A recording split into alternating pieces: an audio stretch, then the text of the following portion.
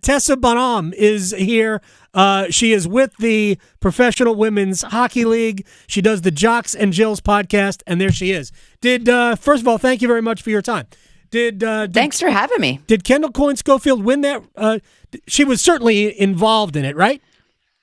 In what? Sorry. In the fastest skater competition. Yeah, that's when literally Kendall put women's hockey on the map all by herself. I'm not sure if she won it, but she basically knocked every guy that was on the bench on the ground. Their jaws hit the floor. Connor McDavid was like, "That's fast," and if Connor's telling you you're fast, you're fast. See, that's the way I remember it.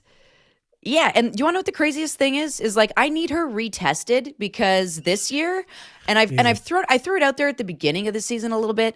She's faster this year. I was like, this sounds insane and like totally crazy, but is she faster? And everyone's like, okay, I thought the same thing. It's like, is that possible? I don't know, but I swear to God, she is. So walk me through the evolution of this, if you will, because it's not new. It's there have been multiple leagues, right? And then there had to be a coming together. I'm not sure exactly where everything is here, but explain to me how this is catching on.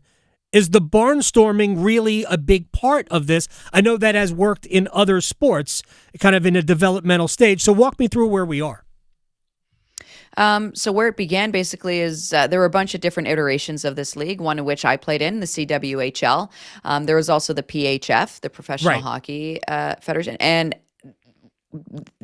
basically everyone kept telling them there cannot be two leagues. We need all of the best players in one. And so the CWHL took that to heart. They're like, cool, we're disbanding. We're not having a league.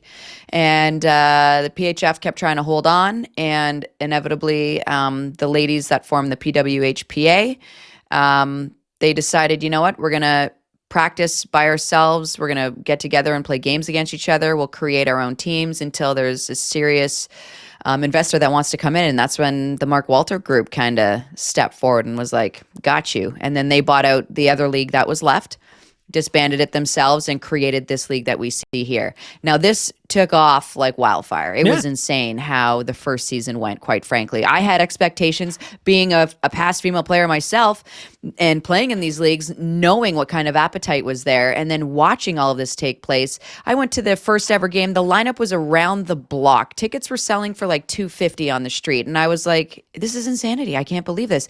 I had friends, people I hadn't talked to in years reach out to me, begging me to help them get tickets. They could not get tickets to any game in Toronto. They were completely sold out. That being said, it was like that everywhere. Everyone just wanted a piece of these women, and rightfully so. Like you said, some of the best hockey players in the world right now are going head to head and toe to toe. And you're not dropping, for instance, I live in Toronto, you're not dropping $500+ to get a good seat to watch these ladies, to get, firsthand view at some of the best head-to-head action outside of the Olympics. The coolest part is you can get, Marie-Philippe Poulin, arguably the GOAT, playing against Hillary Knight, arguably the American GOAT, for under $100. Like, are you kidding me? And it's kind of on the regular. And pardon my son here. It's fine. And he might have something to say. I don't know. Right? Do you have something to say, Theo? No. Then the beautiful part about it is after the game, and even before these games, like you'll see in Raleigh, when these teams land, they're not going out for a 5-star dinner.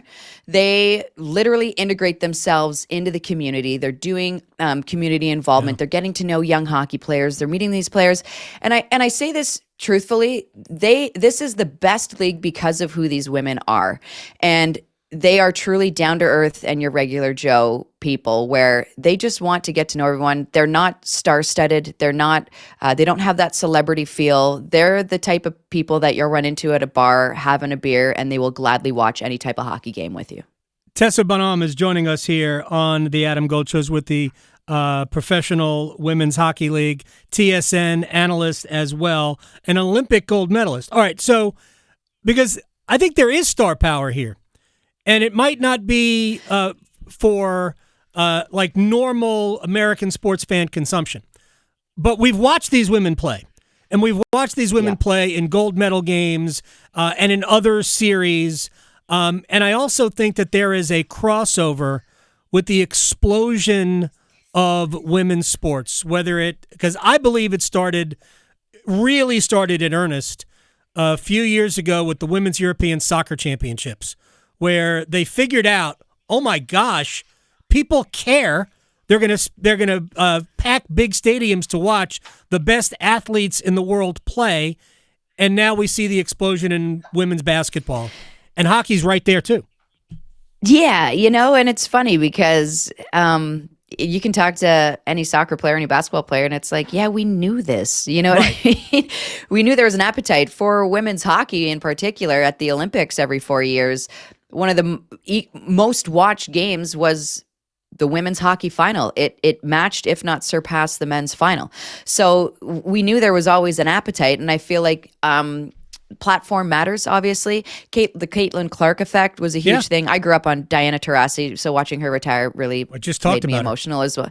Man, I know, I heard you. And I got to meet Sue Bird in Seattle at the Takeover Tour there, and it's like, I like to consider myself someone who doesn't fangirl, but when you put yourself in front of Sue Bird, like I went to university when she was at UConn, and I cheered for her and Diana to win these national championships, right? So it was like, oh my gosh, like I grew up with you and you have no idea who I am. Anyways, this is where these ladies come into play is that there's massive star power. You want to talk about Kendall, Coyne, Schofield, great. But then you got the future of USA hockey and Taylor Heisey, who is on the Minnesota Frost. You got Grace Zumwickel, who's an up-and-coming stud. You got Sophie Jakes, who's really pushing to try and make the Canadian national roster on the back end.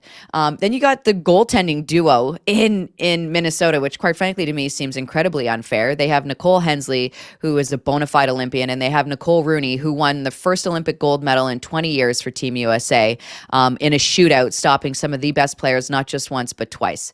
At a ripe young age of 20, I think she was 20, maybe just turned 21. So, on the Minnesota side of things, you're kind of laughing. It's like, am I paying enough for this? Like, are you sure I get to rub elbow with these people? Like, my kid can actually talk to them kind of thing. And then on Ottawa's side, I mean, for an American standpoint, you got Gabby Hughes, who I think is quite frankly one of the greatest characters in the league. She is one of the funniest individuals who can also play hockey with the best of them. You got a leader like Brianne Jenner, who's been to multiple Olympics on the Canadian side of things, and you got Emmerich Smashmeyer, who's been a star-studded goaltender this entire season. She's single-handedly kept her team in games. The coolest part about this Ottawa team, though, and I gotta say, is they have a very large contingent of players from Czechia, and Czechia's been on the rise on the women's side, big time here. But the best part is, and I love this, her name is Tereza Vanisova, and she plays Canadian style hockey. She recently just dropped the gloves in one of the games. Seriously? She dropped the mitts. Yeah, she got in a tilt with a Canadian player on Boston, Jill Saunier. And I had asked Jill Saunier afterwards, I'm like, how'd that happen? And she was like, honestly, she just is so good at getting under the skin. She plays like a Canadian, and she got me. Like, she had me. And I was like, that's hilarious. Aren't they wearing masks? This kid... Yeah, Cages? they do. They were swinging at each other. Yeah, they were trying to grab each other's jerseys. You saw it. It got broken up. But there were probably about 4 or 5 connections there. And I was like, oh, that didn't look comfortable at all. Nonetheless, you ISO her when she's on the ice, and you're going to be like, this kid hates losing. Like, I don't know anyone that hates losing more than this kid. And she plays like it, which is nice. So I feel like Raleigh's got a great thing coming. Even if you're not a hockey fan, if you're just a sports fan, honestly, it is such a good time.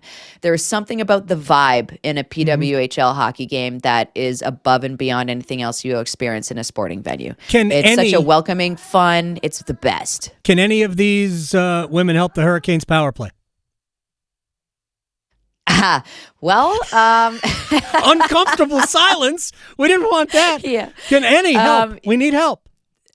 Honestly, yeah, I follow the KISS method when that happens, the keep it simple, stupid, kind of thing. If they do need help right now in the league, the Toronto Scepter's power play is on an 8-game scoring streak. I think it recently just got, last night it came to an end. However, they've been functioning since the beginning of middle of January at 48.8%. It's like, so just don't get a penalty against Toronto. So maybe they can fly in whoever's running Toronto Scepter's power play for the Hurricanes and get that thing going. 48.8%. All right, before we let Tessa Bonhomme go, TSN hockey analyst, also co-host of the Jocks and Jills podcast with the Professional Women's Hockey League.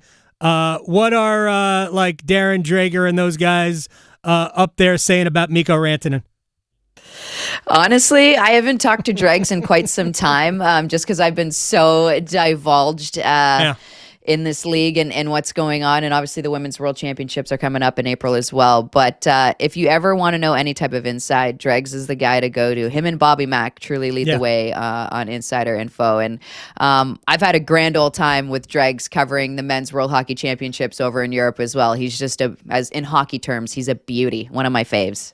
I thank you very much. Friday, it'll be Ottawa and Minnesota, the PWHL Takeover Tour at Lenovo Center.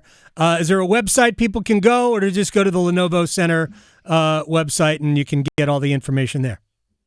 I believe you can go on the PWHL website, and under schedule, if you go to that game, there will be an avenue to take you to buy tickets. I could be completely wrong with that, but it will also, the Takeover Tour tab on the website will let you know where to go and how to purchase tickets. So by all means, everyone, get out there and get loud. It's so much fun. I'm excited for all y'all. I hope you get to check it out too. Tessa, thank you very much for the time. Let's do it again.